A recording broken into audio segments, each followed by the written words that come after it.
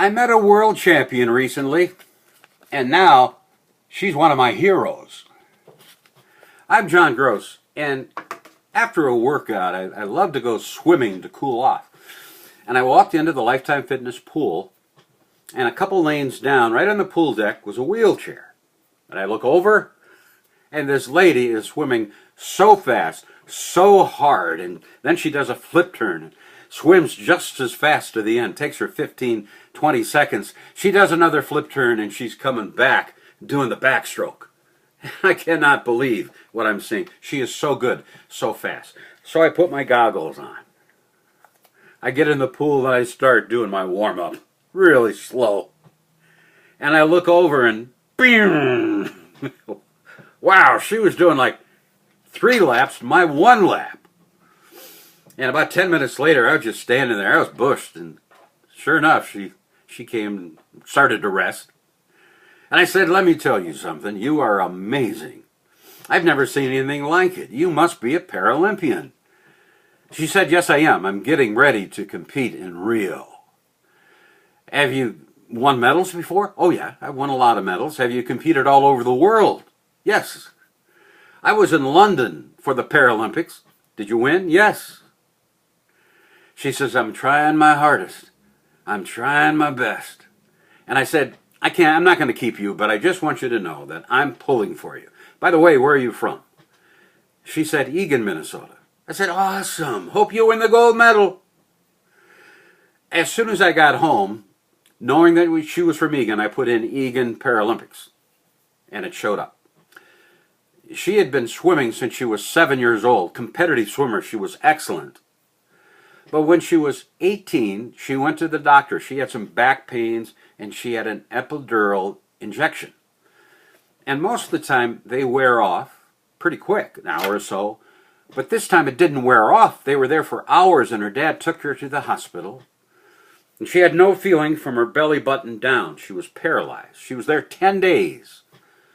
And when she got out, she came out in a wheelchair. Can you imagine the emotions that took place?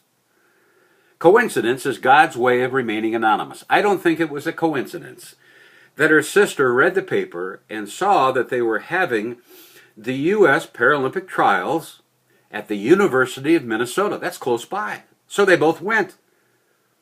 At the time, Mallory didn't even know what the Paralympics was. And she got there and she saw people get out of wheelchairs and compete in swimming on a national level. Disabled people competing and winning. That was the spark that ignited a flame that's still burning within Mallory Weggemann. That was on a Saturday. On Monday, she's in the pool again. Her dad's there and the coach is there. She jumps in. She's terrified. She doesn't know what can happen. And then she started to swim. And all of a sudden, that swimming pool became her safe haven, her minefield of dreams. She loved it. She said she wasn't very good when she started.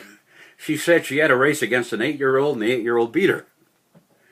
But she didn't stop. Problems will break some people, but the same problems will help others break records. Mallory wasn't about to quit. Within a year, she won 5 gold medals. In 2011, ESPN awarded her the ESPY as Best Female Disabled Athlete. She was on her way, and in 2012, at the Paralympics in London, the 50-meter freestyle, she starts midway, she's in 5th or 6th place. She had promised she'd give her all, and she gave her all and won the gold medal. She said that, "I've waited for this moment for 4.5 years. But then she had an accident in 2014, and it was serious. She was standing on a shower bench, and it broke. And she fell on the floor and injured her left arm. And went to the doctor, and the doctor said, "This looks like a permanent problem." And she thought to herself, "Oh man, I might have to quit swimming."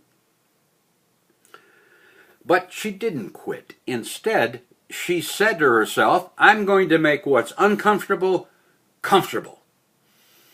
And even though it was uncomfortable, she was comfortable because she knew that she could prepare for the 2016 Rio Games. She is an amazing person. She has done TED Talks at the United Nations. She's writing a book, and she has a phenomenal history of comebacks. And now she's a role model to young people all over the world. They say things happen for a reason. She says, that's why it happened. And she said, the wheelchair no longer is a negative for me. It's my blessing in disguise. When she was younger, her dad always tucked her in at night, and he used to say this to her every night. You're the best. You can make a difference. And you can change the world. And that's what Mallory Weggemann has done. The impossible is what nobody can do until somebody does it. And now you know why Mallory Weggemann is one of my heroes. Thanks for watching. I'm John Gross.